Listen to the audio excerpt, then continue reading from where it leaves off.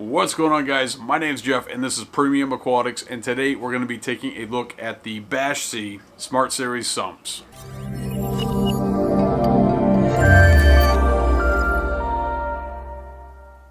What's going on, guys? We're back with another video, and if you're new to what we're doing here, this is where we take a look at new products each and every week to help you make an informed decision whether or not that product is right for you, your reef tank, and your budget. And today we're going to be taking a look at the Bashsea Smart Series Sumps, so let's jump into it. Alright, guys, so we got a package here from Bashsea, and it is a sump, and the sump is going to be available exclusively at Premium Aquatics, and we're going to be taking a look. I actually have no idea what this sump looks like, so it's going to be kind of a little fun mystery unboxing we got going on today. You got the black box, black tape. One thing about Bashsea is they are all about the details.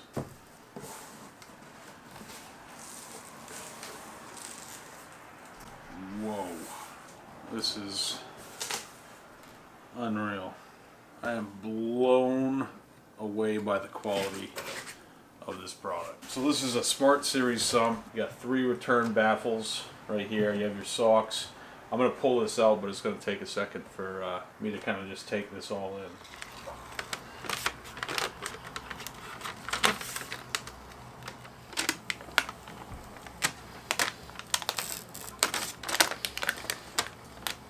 Alright, guys, so we're taking a look at the Bashsea Smart Series sumps, and as you can see just from a quick look, there is a lot of interesting things and a lot of different features about this sump. Now, before we jump into the features, let's talk about some of the specs on this. This is 30 inches long, it is 18 inches across, and 16 inches tall. Now, if you were going to fill that completely with water, you're looking at about 37 gallons of aquarium. But obviously it's a sump, so most often we have some type of limitation when it comes to our baffles and the way we install them, so there's much less water in the tank. When you look at the sump, it is just simply beautiful.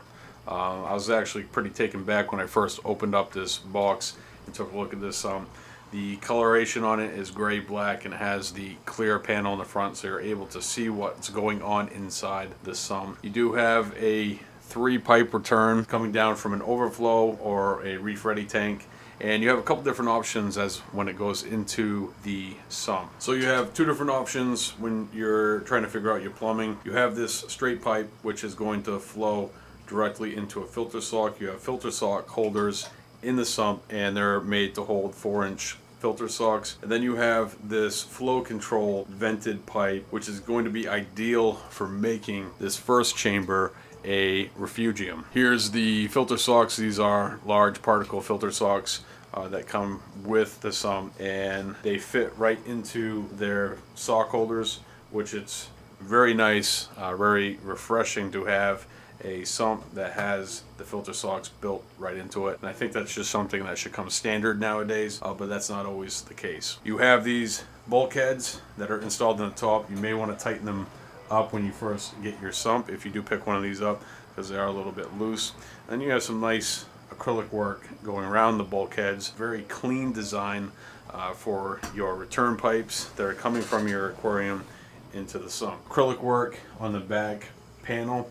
You have some notching going on the back panel, and what this is for is your electrical wiring. So you have it kind of neatly collecting in one point and coming out of the sump, as opposed to just having wires everywhere, which would be extremely beneficial for me because I tend to be a mess when it comes to my electrical wiring and controlling that stuff. Next up, these little black inserts here. This is for dosing, and you have them in 3 different locations on the sump. You have them 2 on the back wall, then you have 1 over here. They have gone the extra mile and given you plenty of options for hooking up your different types of dosing lines that you may have for your sump. And when it comes down to it, it's really just a well thought out design. And here on the back wall you have a probe rack which has some rubber inserts to hold your probes. Next up is the baffles, and these are adjustable baffles, which is going to help tremendously. So I myself on my 220 gallon have a custom designed sump which I paid an arm and a leg for. This sump is glass and it doesn't have adjustable baffles. When I designed it, I had in mind the specifications for the protein skimmer, and the manufacturer said that that protein skimmer needed a water height of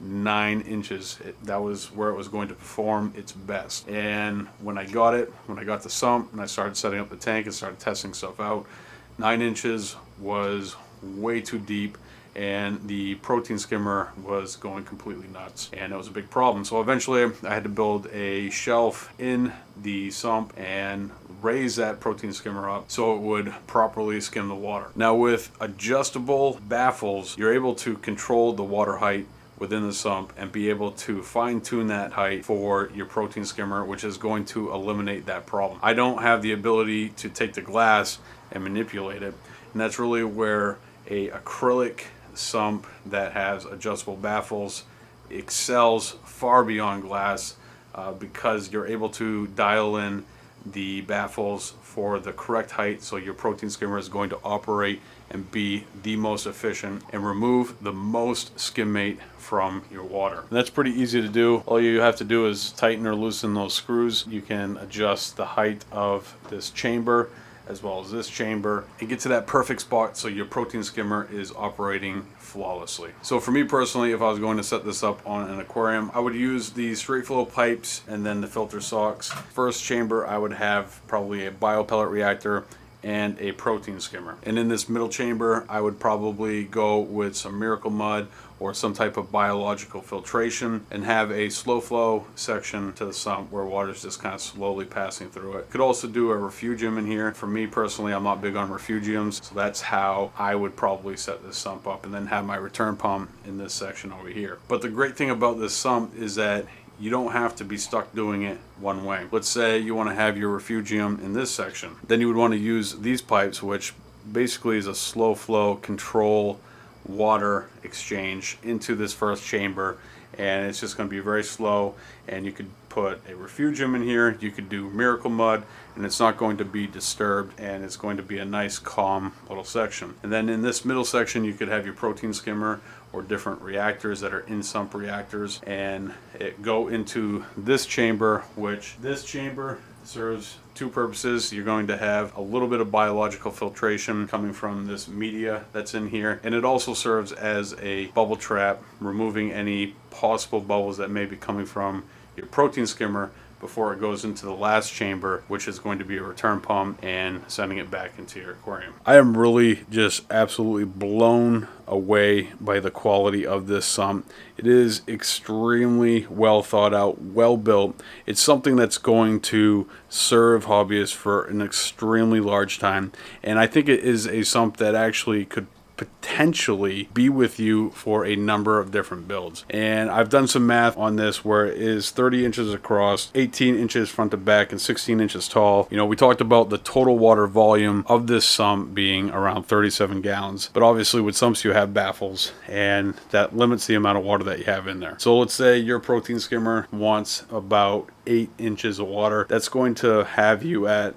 probably around 16 to 15 gallons of water. So in the event of a power outage, let's say your tank has pumps, like mine specifically have the return pipes that have holes drilled in them about an inch under the water. What happens when the power goes out? The water actually siphons back into the sump. Well, I designed the sump to be able to handle the water that is going to backflow into the sump in the event of a power outage, and I figured the math on that is going to be around 15 to 14 gallons, and this is a sump that actually could handle a power outage with my 220 gallon tank. Ultimately, this is a sump really that could serve you from a 55 gallon build all the way to a 220 gallon build. So it's a sump that's going to be with you for a very long time and serve you very well. And as you change your method of reef keeping over the years, this is a sump that's going to be able to basically be a jack of all trades and be able to do different things for you. And you're not going to be limited